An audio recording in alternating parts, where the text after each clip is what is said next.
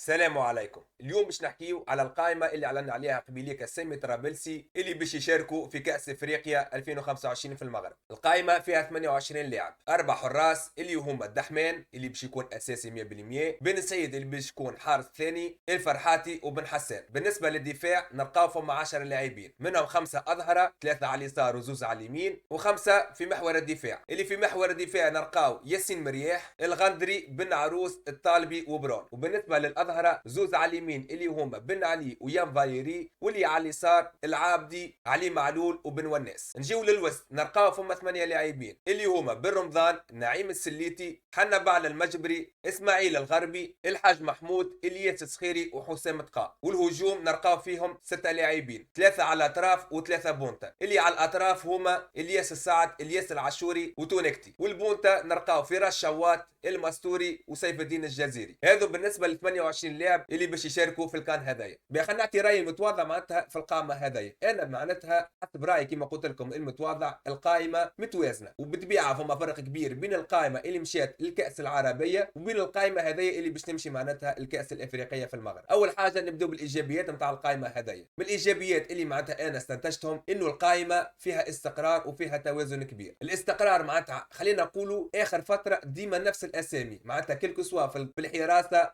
في الدفاع، في الوسط وفي الهجوم، وحتى لي تيتولير معناتها ظاهرين شكون باش يبدا وشكون باش يقعد على البنك وشكون باش يدخل وشكون ماهوش باش يشارك. معناتها كل شيء واضح من الاول. هذاك علاش معناتها قلت فما استقرار نسبي في القائمه هذه. حاجه اخرى فما برشا لاعبين عندهم خبره، مادام فما استقرار اكيد باش يكون فما خبره معاها. اللي عندهم الخبره معناتها ظاهرين دحمان مشاركات عديده، بن سعيد كيف الدفاع معناتها مرياح، برون، الطالبي، علي العابدي، علي معلول، هذوما كل معناتها عندهم خبره. في الوسط كيف الفرجاني ساسي عنده خبره كبيره في ليكيب ناسيونال، الصخيري ونعيم السليتي. كيف ما قلت لكم قبيلك معناتها فما فرق كبير بين القائمه اللي لعبت في الكاس العربيه وبين القائمه هذيا اللي باش تلعب في الكان. لهنا معناتها رجعونا برشا اسامي خلينا نقولوا كاليبر اللي نجموا معناتها يقاويو في النيفو نتاع تونس. لهنا معناتها نرجعوا نحكيو على الطالبي، علي العابدي، برون، يان فاليري على اليمين كيف وخاصه معناتها في الوسط فما الياس الصخيري، فما حنا بعل المجبري. وفي الهجوم معناتها لهنا عندك كل حظوظك كامله تنجم تلعبهم في الهجوم. معناتها القدام عندك برشا خيارات. نجيو تو معناتها للحاجات السلبيه وما راهم ببساط. اول حاجه معناتها نصور الناس الكل حكيت عليها، علاش 4 حراس؟ علاش ديما معناتها كي تبدا عندنا كومبيتيسيون انترناسيونال ديما تونس تمشي ب4 حراس؟ شنو هي الفائده منهم ال4 حراس هذي؟ احنا نعرفوا معناتها شكون باش يشارك. ايمن دحمان، وكنت تضرب ايمن دحمان باش يكون معناتها بشير بن سعيد. نتصور هذوما زوز ماكس. تمنيت انه لو كان معناتها زيت واحد في الهجوم اخر ينجم يعاونك في بلاصه حارس رابع. حاجه اخرى في الوسط، مثال انت كسونتينيل هزيت الصخيري كي ولا هنا معناتها على بيفو قدام الديفونس، عندك واحد بركه اللي نجم يلعب هو صخيري، خاطر اللاعبين البقيه الكل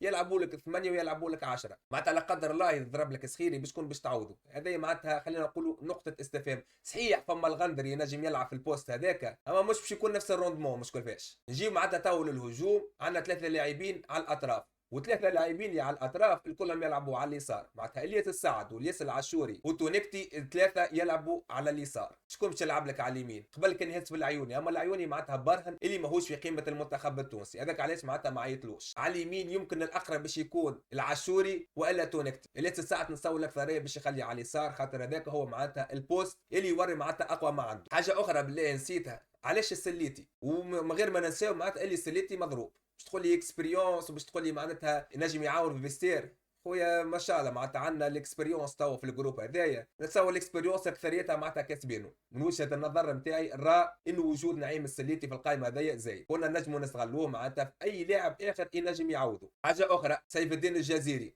معناتها اللاعب هذايا خويا باش نكونوا واضحين راني ما عندي حتى مشكله معاه، ما شاء الله عليه خدام يبريسي ويعمل كل شيء، اما معناتها تكنيكمون زيرو. هذه معناتها الحاجه معناتها انت ماشي خويا لليكيب ناسيونال نورمالمون تبدا تكون حاضر من النواحي الكل. اما المشكل فاش انه معناتها الجوار هذايا اوفونسيفمون معناتها حاش يبيك باش يماركي ما يماركيش. معناتها كيف معناتها نقطه استفهام علاش معناتها تواجده في القائمه هذه. هو انا نعرف معناتها هكا ولكن مش باش يشارك. زوز مهاجمين اللي باش يشاركوا الاكثريه باش يكون المستوري رقم 1 ورقم 2 باش يكون وراه الشوار. الخلاصه القائمه انا واحد من الناس معناتها عجبتني، راها متوازنه، فيها استقرار، فيها برشا اكسبيريونس، بحكم انه معناتها نفس الجوارات قاعده تتعاود اخر العوام هذيا، وانا متاكد معناتها اللي باش يعاونونا 100%. على كل ان شاء الله معناتها نعملوا حاجه طيبه في الكان هذيا، ان شاء الله نوصلوا لابعد حاجه. انا برجوليه الرام معناتها اللاعبين اللي عندنا حاليا المتواجدين نجموا نوصلوا بيهم لبعيد. تكنيكمون نتصور تعدينا ليفل اخر، عندي حسيلو ثقه كبيره في الجروب هذايا، وان شاء الله يا رب ان شاء الله انه نوصلوا معهم لبعيد. الحاجه اللي مخافتني هي اللي شوا نتاع لونترنور، كيفاش معناتها باش يسير المباريات نتاعو، شكون باش يبدا وشكون مش باش يبدا. ان شاء الله على كل الاولاد يبداو حاضرين، تو بقاو تقريبا 10 ايام على الكومبيتيسيون هذايا، ان شاء الله نوصلوا ابعد ما فما، وعلاش لا معناتها نربحوا الكان هذايا، كل شيء وارد. حكم معناتها المغرب مش بعيد على تونس، نتصور انه باش يكون فما حضور من الجماهير. في النهايه هذايا رايي، نستنى ارائكم في التعليقات، قولوا شنو رايكم في القائمه هذايا،